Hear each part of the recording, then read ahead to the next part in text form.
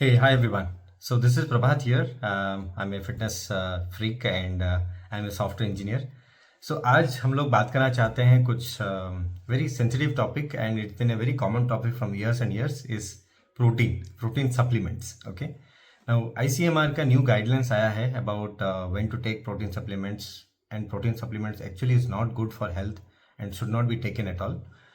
Just wanted to throw some facts on it, okay? और आप खुद रिसर्च कर सकते हो to know more about it. Now I've been taking protein supplements. Okay, this is my whey protein from 2007. Okay, and on and off लेता हूँ. ऐसा नहीं कि regularly I've been taking on a daily basis, but जब भी मैं exercise करता हूँ and when I see that कि my protein quantity is not enough जो मेरी diet से लेना चाहिए, then I take this kind of a supplement. See, the word supplement itself is a supplement thing. आप additional चीज लेके आते हो unless you take from the diet. तो फॉर एग्जाम्पल बहुत लोग बोलते हैं कि दाल पीने से taking dal is will give you supplement.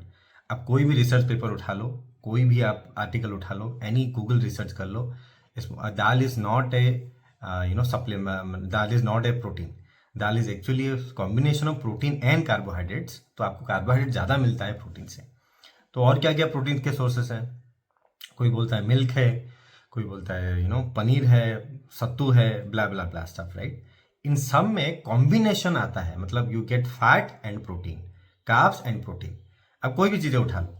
Now अगर प्योर प्रोटीन उठाना है, अगर प्योरेस्ट प्रोटीन उठाना है, तो ऐसा आज तक बिना सप्लीमेंट के पॉसिबल ही नहीं है. तो प्योरेस्ट प्रोटीन क्या हमको चाहिए क्या?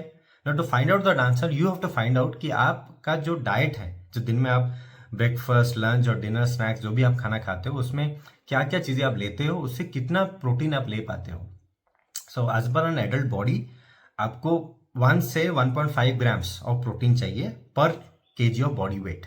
तो आपका अगर बॉडी केजी 60 है तो 60 ग्राम से लेकर 90 ग्राम तक हमें प्रोटीन चाहिए होता है.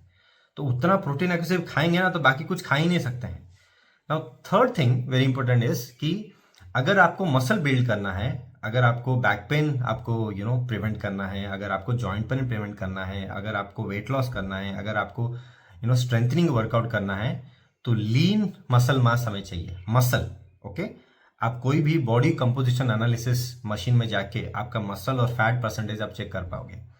तो अगर आपका मसल परसेंटेज ज्यादा नहीं है, which is most of the women में पाया जाता है कि नहीं होता है, तो आपको ये सब वर्कआउट करना पड़ेगा. आपको जैसे कि वर्ल्ड स्ट्रेंथ वर्कआउट करना पड़ेगा, आपको मसल स्ट्रेंथिंग वर्कआउट करना पड़ेगा, और उसके लिए प्रोटीन सप्लीमेंट बहुत जरूरी है, specially to build the lean muscles. Okay.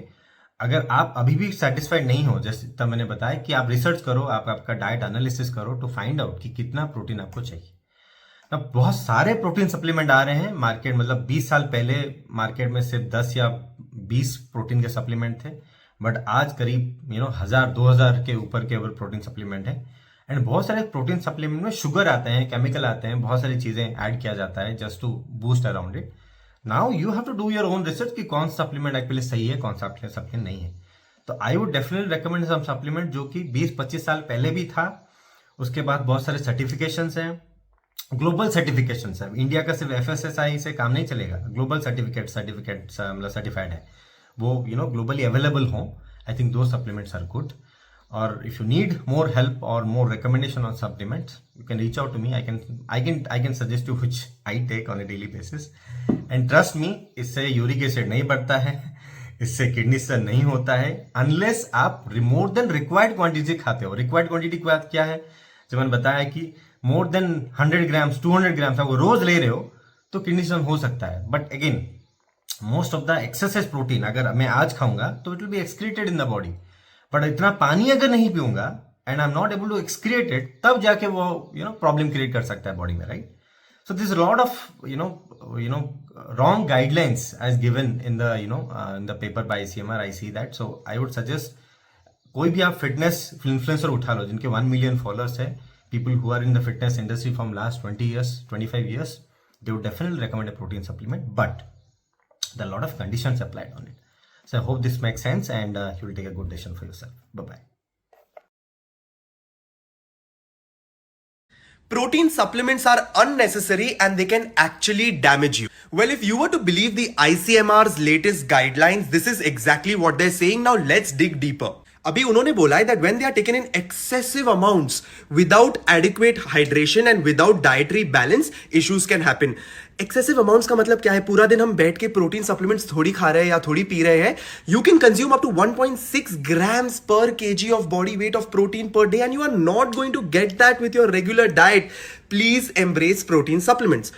Obviously you're going to hydrate throughout the day. 2 से 3 से 4 लीटर पानी तो हर कोई पी ही लेता है. And next is without dietary balance. Who's not eating carbs and fats along with proteins? Obviously you're going to have a well-rounded balanced meal anyway. इसके अलावा they have raised some concerns about it causing some kidney strain. Mind you, protein supplements will not impact you unless you have a pre-existing kidney or liver condition. Don't listen to anyone who says this, even if it's ICMR. They have also said protein supplements have BCAAs, branch chain amino acids, which can increase the risk of developing non-communicable diseases. Nonsense. BCAAs are great for your overall metabolic health. And lastly, for those who say I prefer natural sources only, whey protein is a natural source of protein. It is derived from cow's milk.